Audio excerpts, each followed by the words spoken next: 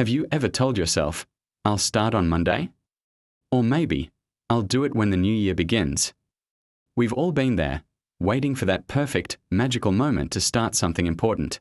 A new project, a fitness routine, that business idea you've had for years. But what if I told you that the right time you're waiting for is a myth? It's a psychological illusion, a beautifully crafted excuse that our minds create to keep us safe and comfortable. Think about it. We tell ourselves, I'll start eating healthy next month, after this big family gathering. Or, I'll finally ask for that promotion once I complete this one last online course. Or how about this classic? I'll start dating again once I lose 10 pounds and feel more confident. It's what I call the I'll start next month syndrome. It sounds so reasonable, so responsible. We're not saying no, we're just saying, later. Let's look at a real-life scenario. Sarah has been dreaming of opening her own online bakery for years. She has the recipes, the skills, even a cool name for her brand. But she keeps telling herself, I'll launch the website when I have a more professional camera to take photos. A few months pass, she gets the camera, but then it's, I need to wait until after the busy holiday season, no one will be buying then. Then it's, I should wait until the economy is better. Year after year, the right time just keeps moving, like a carrot on a stick, always just out of reach. Or consider Mark, who wants to get back in shape. Every Sunday evening, he lays out his gym clothes, full of determination. This is the week, he says. But Monday morning comes, and it's raining. Too gloomy to start, he thinks. Tuesday, he has an early meeting. I need my sleep. Wednesday, he's feeling a little tired. Before he knows it, it's Friday, and he tells himself, well, the week's almost over. I'll get a fresh start on Monday. This cycle of justification is a trap, and it keeps Mark exactly where he is, feeling frustrated and stuck. This isn't about laziness. It's much deeper than that.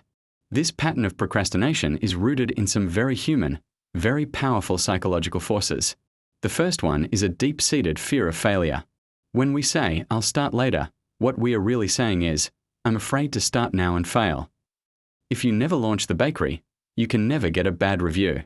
If you never go to the gym, you can never feel weak or awkward trying a new exercise. By postponing the action, we postpone the possibility of failure, and our ego remains protected. The dream stays perfect and untouched in our minds, where it can't be judged or criticized.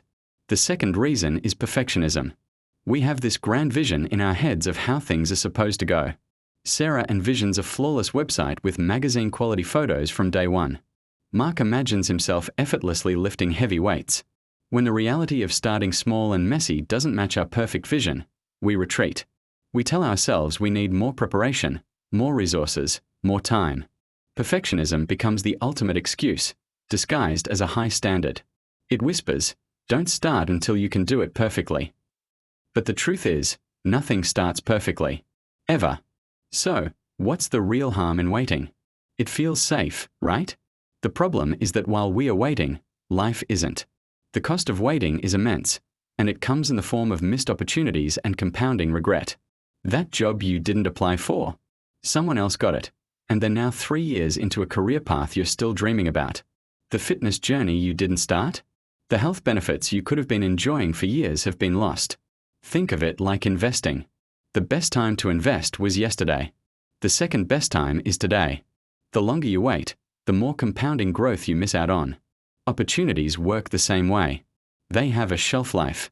The world keeps moving, industries change, and personal circumstances shift. The perfect moment you're waiting for might never arrive, and even if it does, the opportunity might have already passed you by. And then there's the emotional toll. Compounding regret is a heavy burden to carry. Every time we postpone our goals, we chip away at our own self-trust. We teach ourselves that our words and intentions don't mean much. This creates a cycle of self-doubt and inertia that becomes harder and harder to break.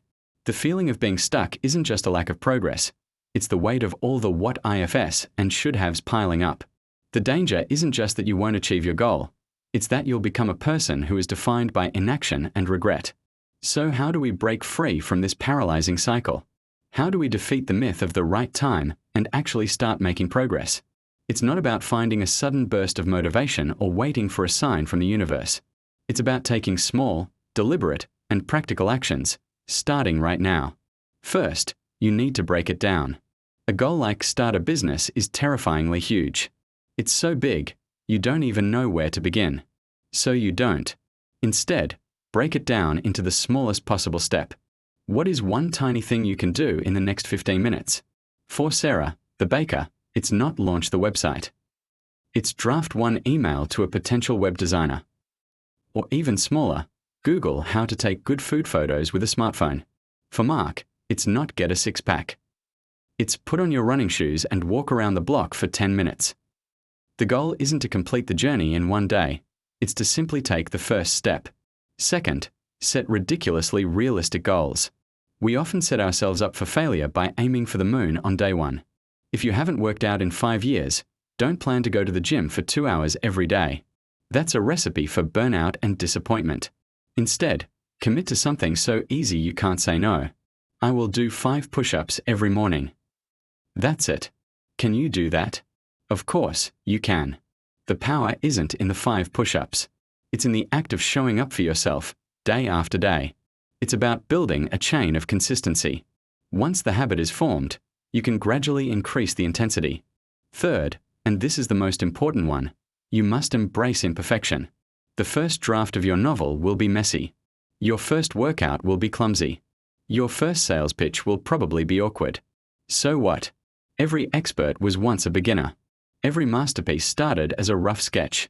The purpose of starting is not to be perfect. It's to get feedback, to learn, and to iterate. Give yourself permission to be a beginner. Give yourself permission to be imperfect. Action creates clarity. You can't steer a parked car. You need to get moving, even if it's just slowly rolling forward, to figure out which direction to turn. Your first attempt is not your final product. It's version 1.0. And version 1.0 is infinitely better than version 0.0, which is the version that stays locked in your head forever. Done is better than perfect. Progress is better than perfection. So, let's bring it all together. That feeling of waiting for the stars to align, for everything to be just right, is a trap. It's your brain trying to protect you from the possibility of failure and the discomfort of imperfection. But the safety it offers is an illusion. The real danger lies in the waiting itself, in the missed opportunities, the lost time, and the heavy weight of knowing you could have, but you didn't. The secret is to stop looking for the right time on the calendar and to start creating it with your actions. Break down your overwhelming dreams into tiny, manageable steps. Set goals so realistic that they're almost laughable. And most importantly, let go of the need to be perfect and just start. Make a mess. Learn as you go. The only time you truly have is now. This very moment. Not next Monday, not next month, not next year. Your future self is depending on the courage you show today. So, what is that one small, imperfect step you can take right after this video ends? Don't just think about it. Do it.